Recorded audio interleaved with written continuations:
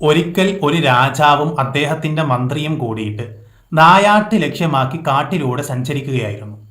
സഞ്ചാരമധ്യേ നട്ടുച്ച നേരത്ത് എന്തെന്നില്ലാത്ത കലശലായ ദാഹം ആ രാജാവിന് അനുഭവപ്പെട്ടു.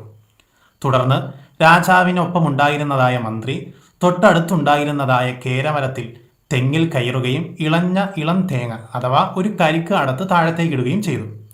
തുടർന്ന് ആ രാജാവ് തൻ്റെ ദാഹം ശമിപ്പിക്കുവാൻ വേണ്ടിയിട്ട് ആ കരിക്കെടുത്ത് സ്വന്തമായിട്ട് പാകപ്പെടുത്തുന്ന സമയത്ത്, തനിക്ക് കുടിക്കാൻ വേണ്ടി പാകപ്പെടുത്തുന്നതായ സമയത്ത് കത്തി കൊണ്ട് അദ്ദേഹത്തിൻ്റെ കൈവിരൽ മുറിയുകയുണ്ടായി.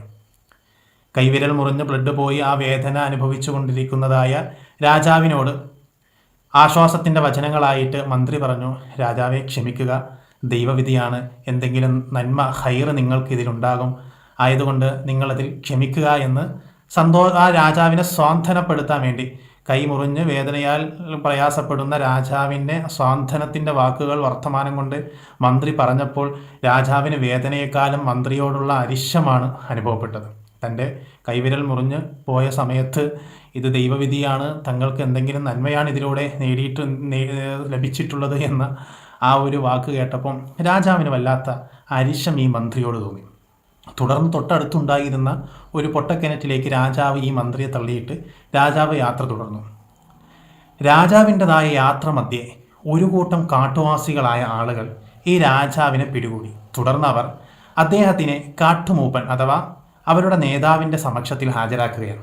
അവരാണെങ്കിലോ നരബലി നടത്തുന്നതിന് വേണ്ടിയിട്ടൊരു മനുഷ്യനെ അലഞ്ഞു തിരിഞ്ഞ് അന്വേഷിച്ചു കൊണ്ടിരിക്കുന്നതായ സമയത്താണ് അപ്രതീക്ഷിതമായിട്ട് അവരുടെ മുന്നിലേക്ക് ഈ രാജാവ് വന്നെത്തുന്നത്.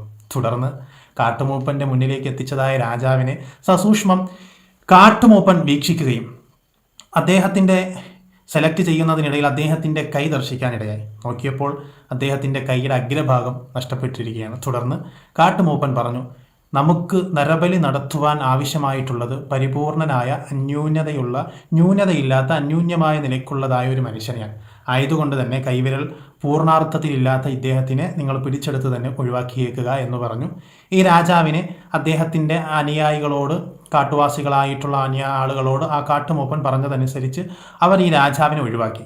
തുടർന്നാണ് രാജാവ് ചിന്തിക്കുന്നത്, തനിക്ക് വിധിയിലൂടെ കിട്ടിയ അനുഗ്രഹത്തെപ്പറ്റി തന്നെ ഓർമ്മപ്പെടുത്തി തന്നതായ മന്ത്രിയെ അകാരണമായിട്ട് പൊട്ടക്കിണറ്റിൽ കൊലപ്പെടുത്തുവാൻ വേണ്ടി തള്ളിയിട്ട കാര്യം ഓർത്ത് ഉടനെ തന്നെ ഓടി ആ രാജാവ് ആ കിണറ്റിനടുക്കിലെത്തുകയും ആ കിണറിലേക്ക് ഇറങ്ങിയിട്ട് ആ മന്ത്രിയെ രക്ഷപ്പെടുത്തുകയും തനിക്കുണ്ടായ അനുഭവത്തിനെ വിവരിക്കുകയും ആ മന്ത്രിയോട് ക്ഷമാപണം നടത്തുകയും ചെയ്തു. ഉടനെ തന്നെ വിശ്വാസിയായ ആ മന്ത്രി രാജാവിനോടായിക്കൊണ്ട് പറഞ്ഞു, ഇതും അള്ളാഹുവിൻ്റെ സൃഷ്ടാവിൻ്റെ ദൈവത്തിൻ്റെ വിധിയാണ്.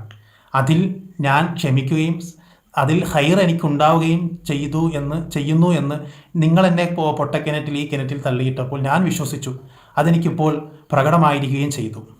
അപ്പോൾ രാജാവ് അത്ഭുതപ്പെട്ടു, നിങ്ങൾക്ക് ഇതിൽ എന്ത് നന്മയാണ്, സന്തോഷമാണ്, ദൈവാനുഗ്രഹമാണ് നിങ്ങൾക്ക് ലഭ്യമായിട്ടുള്ളത്? രാജാവ് വളരെ ആശ്ചര്യത്തോടു കൂടിയിട്ട് ആ മന്ത്രിയോട് ചോദിച്ചപ്പോൾ രാജാവിനോടായിക്കൊണ്ട് ആ മന്ത്രി പറഞ്ഞു, ആ കാട്ടുവാസികളായിട്ടുള്ള ആളുകൾ അന്വേഷിച്ച് നടന്നത് പരിപൂർണനായ നരബലിക്ക് പറ്റിയ യോഗ്യനായിട്ടുള്ള ഒരാളെ ആയിരുന്നു.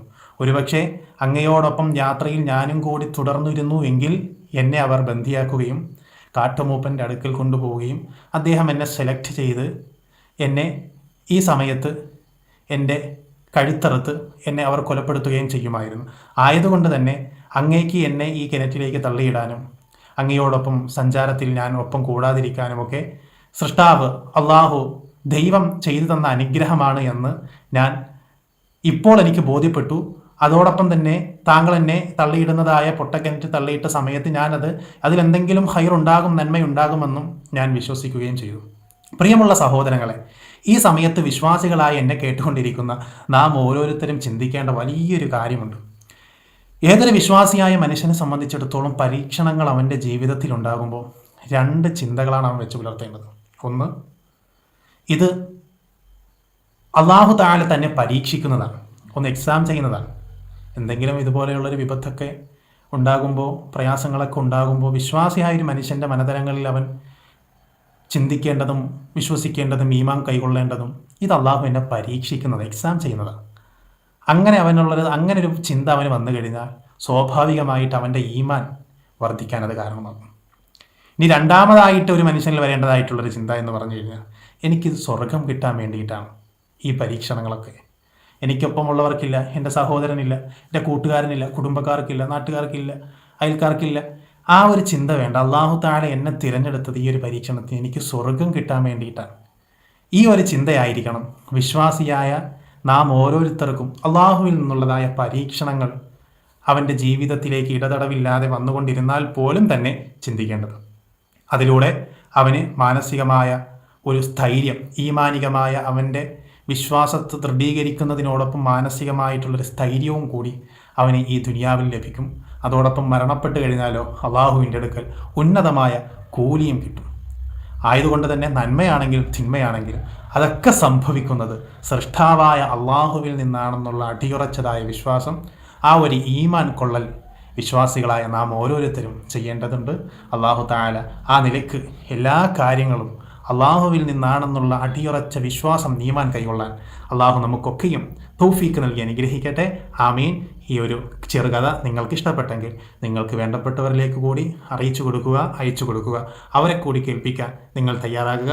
അള്ളാഹു നമുക്കൊക്കെ അനുഗ്രഹങ്ങൾ ചെയ്യട്ടെ. അസ്സലാമു അലൈക്കും വറഹ്മത്തുള്ളാഹി വബറകാതുഹു.